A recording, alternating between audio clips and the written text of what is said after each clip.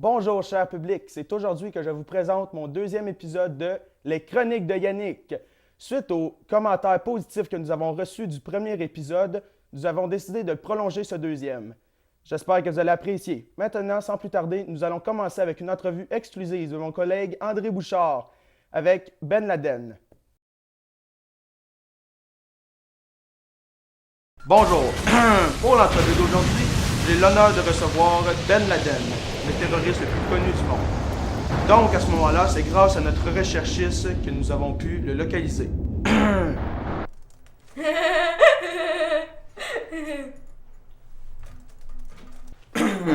Bonjour, Monsieur Laden. Enchanté.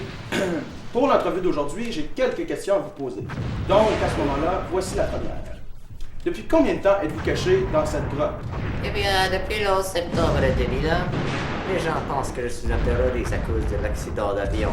Puis c'était pas ma faute de toute façon. Donc, vous dites que vous êtes caché depuis le 11 septembre 2001 dans la même grotte. Eh bien oui, car en fait, le 11 septembre, eh bien, nous dans mon terroriste airline, ma compagnie personnelle, on a droit au fusil dans nos avions. Et là, il y avait un gars qui a un fusil dans votre airline, je sais pas trop le nom. Et là, tout le monde a capoté, l'avion s'est crashé dans le building. Et tout le monde dit que c'est ma faute. C'est sa faute au gaz, pas la mienne.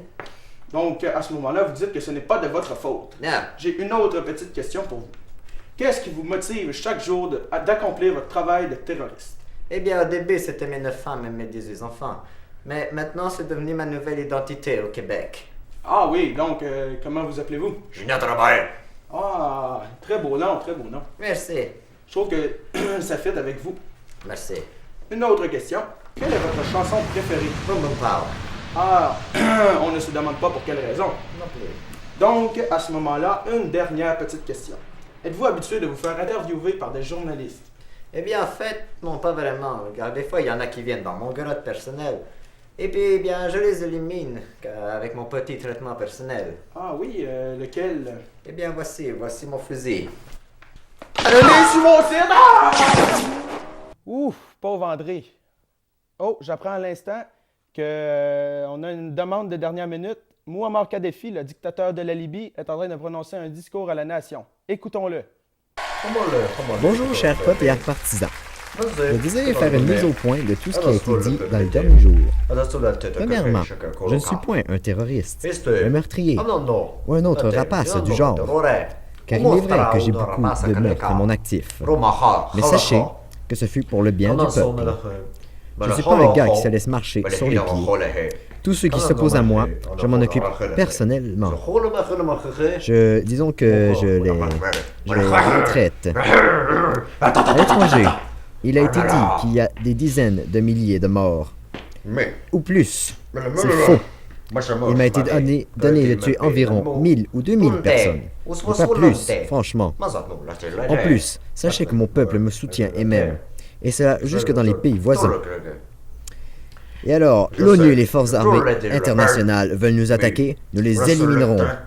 Certaines lancent des roches, nous les éliminerons. Les femmes ne font pas le ménage, nous les éliminerons.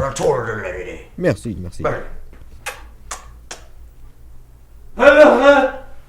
Bon, espérons que ces idiots m'ont cru. Ouais, méchant discours, surtout avec les beaux becs qu'il faisait à la foule. En tout cas, maintenant, on va passer, pour ceux qui traitent dessus, au show de Justin Bieber qui est au Centre Bell ce soir. Allons-y maintenant. Hi, Ontario! No, it's Québec, I'm sorry! C'est avec un big plaisir que je viens chanter For You ce soir!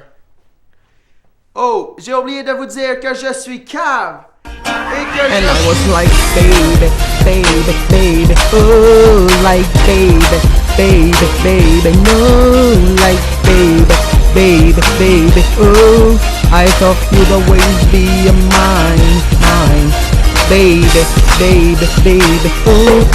Oh, I don't feel good. C'est donc vraiment Stephen Harper. Stephen Harper est un grand homme économique.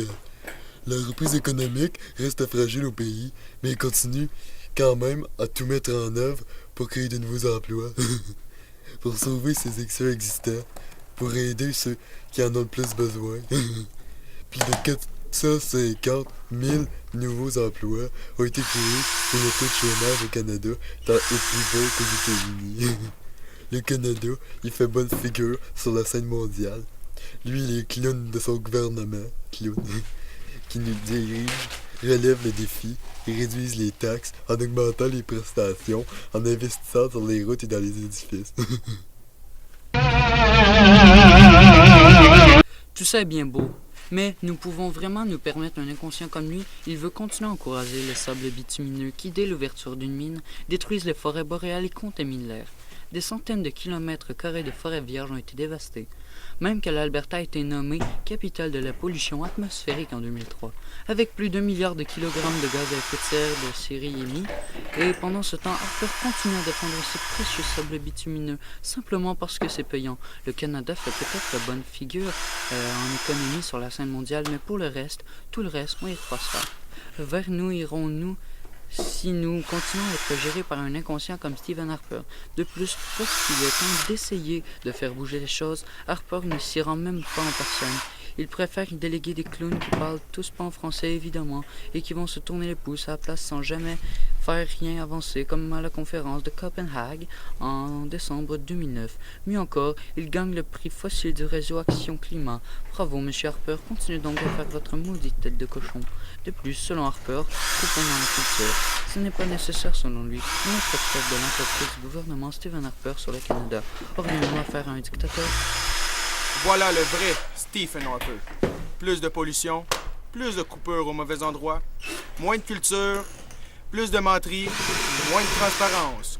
Heureusement, il existe 3 autres partis pour qui on pourra voter le 2 mai. Les conservateurs de Stephen Harper, l'environnement dans le cul, il a bien repassé, le Québec aussi.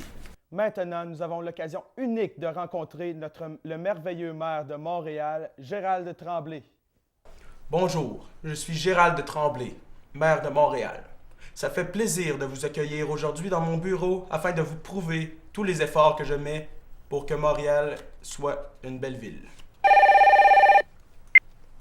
Oui, allô? Non, Tony.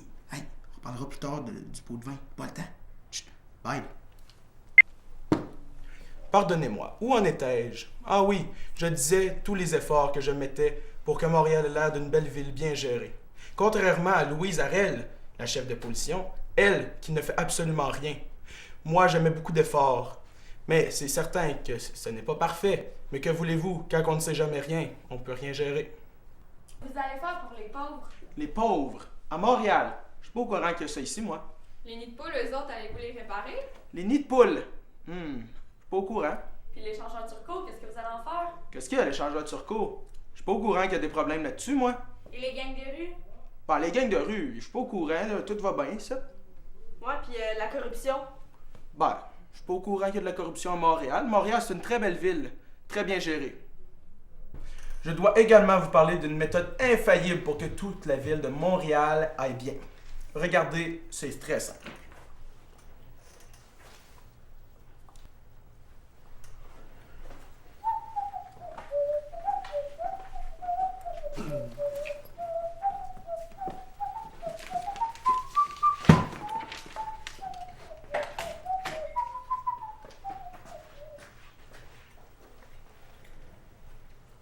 Vous voyez comme ça marche? Toutes les piles de documents qui étaient très importants sont toutes disparues. Je suis même prêt à aller en congé. Bon, maintenant allons voir mes emails. Oh, 2588 messages non lus. Regardez comme je règle ça simple. Delete. Maintenant que c'est fait, il ne reste seulement qu'à vous remercier d'être passé pour voir ce que Gérald Tremblay fait dans ses journées. N'oubliez pas, Gérald Tremblay est très important pour la communauté de Montréal. Coupé! Oh. Bon, c'est fini, là. Je commence à être écœuré. Il me semble que ça paraît que je prends compte des menteries, moi. Ben non, Gérald, c'était parfait. Eh bien voilà, c'est ce qui conclut notre 2e épisode de Les Chroniques de Yannick.